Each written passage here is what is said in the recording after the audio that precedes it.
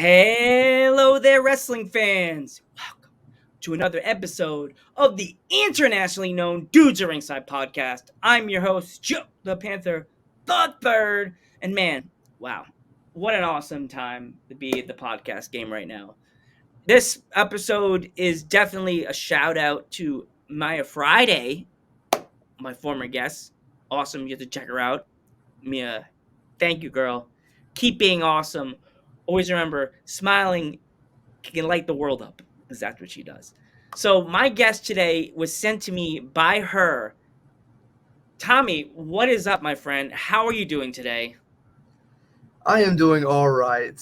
And to the audience, I am the prophecy of wrestling Tommy Genesis. I am a wrestler from Houston, Texas. And my day is going absolutely amazing. I am on, as he said, the internationally known Dudes at Ringside podcast. And I mean, what better place to have me? Of course, the world is a place that wrestling is always king, but to my internationally known guests, like fans, you just introduce yourself further so they know you. Further, I would say is, man, I've been wrestling for a solid about a year now. Started in last year, about June, and I've wrestled for Booker T's Reality of Wrestling. I've wrestled for New Texas Pros, Texas Contenders, and I was a big stable in Lions Pride Sports for for about 2 years. 'Cause I trained at Lions Pride for a while, and now I'm just trying to get my name in all over Texas, San Antonio, Austin, Dallas, even El Paso if they add me. But I'm trying to get out more and more than just staying in the Texas and College Station area. Wow, awesome. So is there anywhere else in the country, the world that you want to like expand yourself to? Yeah, I would love to wrestle more in United States, and if I can, like especially Japan. I mean, I've always dreamed of wrestling in New Japan Pro Wrestling. That's what honestly what got me into wrestling is seeing this style of it. So I would love to wrestle for Japan and especially like all over the United States. Wow. That's awesome, dude. It's always good to have like what you want to do in your career or where you want to wrestle. So, what would you consider yourself like your wrestling style? I am definitely a high flyer, and I implement some technical wrestling into what I do, but I definitely like to take risk in matches. I enjoy strong style, and I, I I love a good uppercut. Honestly, I would say if you were to throw me that same question, I would always be I'm a high flyer who loves to do a lot of strong style. Hmm. Is there any wrestlers that you've been watching on Instagram or like on YouTube that you're like, they're on, he or she's on my list that I want to wrestle? Oh man, Brian Keith. Brian Mm, Keith, like he is absolutely amazing. And I've been in locker rooms with Brian, and he is the nicest person. He's great. He has he has that new age of like his character, knowing how what he knowing how to get the crowd on him and everything. He's great. Yeah, I absolutely love watching him. awesome. Um, is like who is the legitimate reason that you became a professional wrestler? Ah, man, it's a pretty good one. I've been watching wrestling since I was around 4, and my mom got me really into it. And I I wasn't very serious about getting into wrestling until around 8th grade when my mom told me like she because I told her I was like I feel like we could feel like doing this, and the reason why it was around that time I watched Kenny Omega and Okada at Wrestle Kingdom for the 11, and Kenny Omega to me was it's weird. I never saw myself in any wrestler. Like when I was watching wrestling, I'd watch it, but when I watch Kenny Omega wrestle, it's I see myself when I see him, and it for sure gave me motivation to do this. And I told her about that, and she says, as long as you do college, you can. Like I was like, I'll help you get into wrestling. Oh gosh, that was that was my tie-in question. Like, what was your parents thinking when you told them I'm going to become a professional wrestler? Very supportive. Actually, like I hid it from them because I was like, they might not support me on this because it's crazy to think, to be like, hey, the whole family's been teachers, this, that. No one's ever had any like crazy, like jobs like that or even hobbies. And I was saying, I just one one day I was like, hey, mom, this is what I want to do. And then when she supported me, I went to my dad, and my dad's like, hey, you know what? If you make it work, you make it work. So I guess I'm very grateful to have supportive parents. That's like the most important thing. Like, if your child, aka your baby, wants to do ballet, you take them to that ballet class, and damn it, you sit there and clap at every one of their concerts. Like, if they want to be a professional wrestler, just go to the practices. You don't have to watch. You could sit in the car and staring at your phone or reading a book. But when they win their first championship, damn it, you sit there and you cry and you clap his ass, my baby, right there. You know what I mean? That's the dream right there. Couldn't have said it better. Yeah. Yeah. So, here comes the fun questions. Do you collect anything? Oh man, I know. I've been wanting to collect like the wrestling cards, and it's because I've been big into Pokemon cards and like that stuff, and I got my older brother Michael's telling me about these wrestling cards he saw, and I haven't done it yet, but don't be surprised in the future if I start having a collection spree of cards because that's been on my mind for a while now. On the East Coast, I don't know if it's just on the East Coast or West Coast. I don't know if you've been seeing this lately at the tables at the shows. Wrestlers will have their own like card. Like, it looks like a Pokemon card. And it's like indie wrestlers. And it's like their own card. I don't know if you've seen that. I haven't, and I if I'm gonna start somewhere, I'm gonna start on the indies and then slowly go up. Yeah, you can look. Collect. You have to look it up, or ask any of your friends that did the show. Do you have a card of yourself? Because everybody that I saw at the show that I went to a few weeks ago with Sassy Chica, it was a guy that was selling like pins and fun stuff from wrestling, and he had a book of wrestlers' cards from the indie scene. I'm like a book. Like, you remember when you would get a kid buy baseball cards like Yes, that? It was just a book full of like wrestlers' cards. I was like, I'm jealous of that guy. yeah, I I was need like, that. dude, I'm I so need that. cool. And I got one from a notorious Mimi. She gave me one. I was like, it's like her with the belt, and it has her. It's like the baseball cards you got for his kid. It has stats and stuff like that on their name, this and that. I was like, that's totally awesome. Like, It's awesome. I wanted one of me, just like, Yeah. this is Joe Pan third generation of Jose Quinones. Like, favorite food, pizza, rice and beans, and sushi. Yeah. So, what would you say would be your go-to food after a wrestling show? Easily Philly cheesesteak. Ooh. I'm a big Philly cheesesteak nerd. I love them. I love I even like different kinds. Like if you give me a Philly cheesesteak pizza, I'll eat it. And Ooh. like but the thing is, I've never been to Philly, so I never got an authentic Philly cheesesteak. We have a summer, man. You should definitely come to Pennsylvania. We have a lot of interesting wrestling promotions out here. There's one Man, I'm throwing out right now. Put it on your Instagram when we're done here.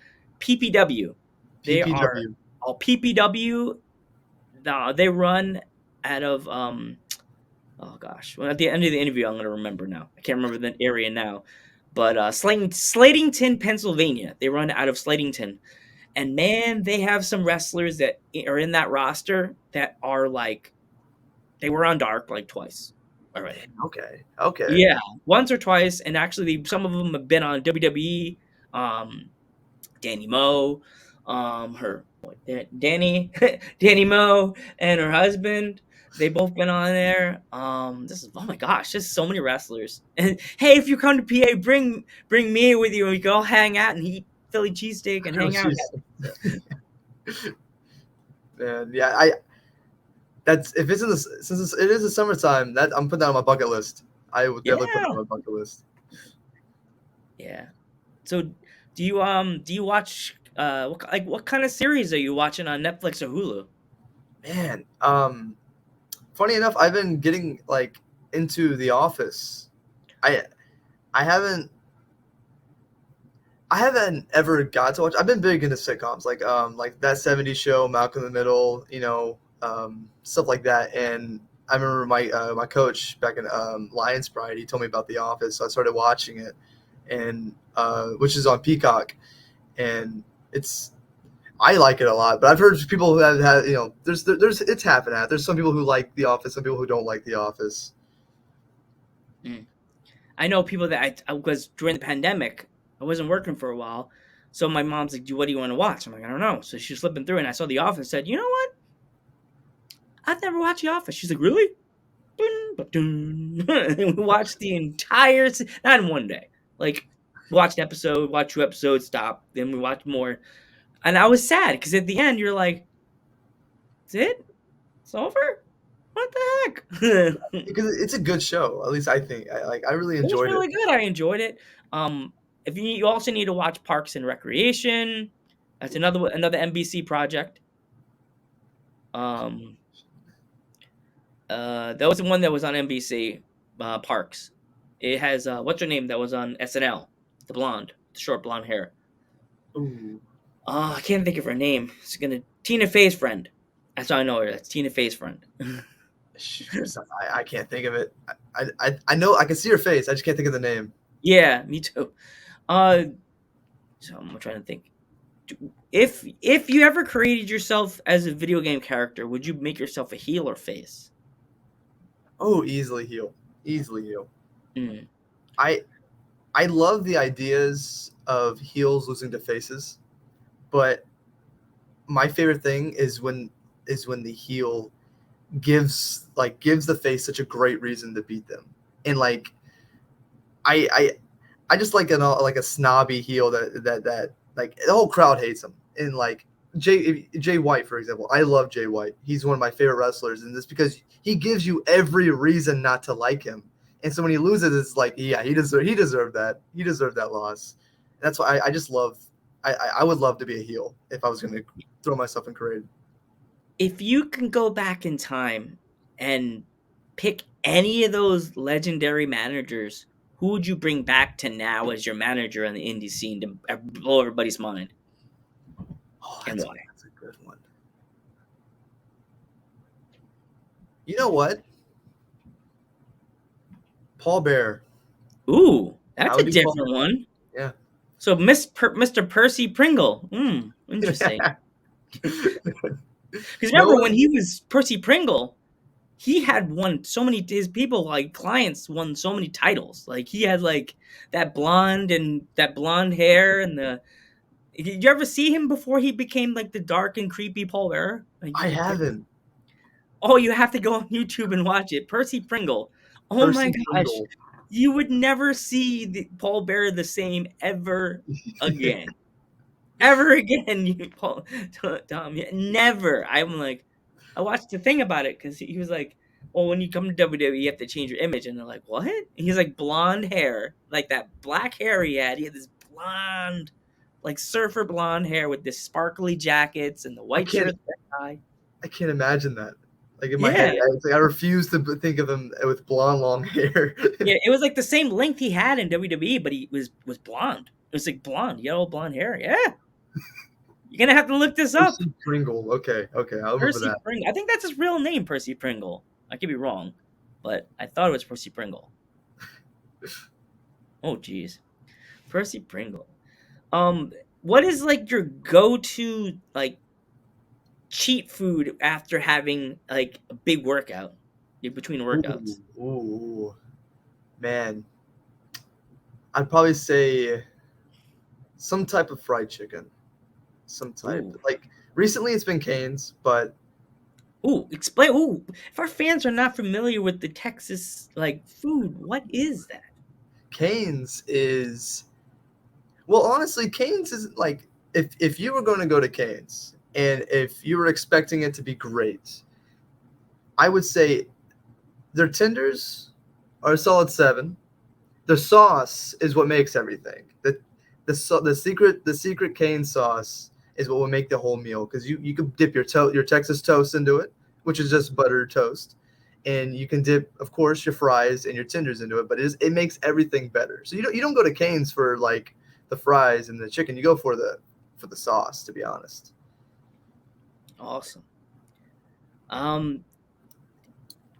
Do you have any upcoming shows? Ooh, as of right now, I do not have upcoming shows, but I have reached out to many promoters, and have I might be having some. I know I do have one in August. I Mm. Down in El Paso. Ooh. Yes, sir. Wow. If our fans would like to buy any merch that you have, where can they find it? As of right now, I am I the my merch will be at my shows. Which I would be posting on my Instagram, which shows I have coming up. But I do not have any websites for my merch. All right. My final question for you is, where do you see yourself in the wrestling business 5 to 10 years? 5 to 10 years. Oh, easy. I see myself changing the business for the good. Like, I can see, especially in 10 years, because I wouldn't be even in my prime, even in 10 years. I think I have a lot of potential to do a lot of great things for wrestling. I definitely see myself in Japan in about 10 years. Um, I think the future is very bright for me. Awesome. I want to thank you so much for taking my invite to come on the podcast, Tommy. I'm Joe Panther the Third, I am the prophecy of wrestling, Tommy Genesis. and we will catch you in the next one. Good night, everybody.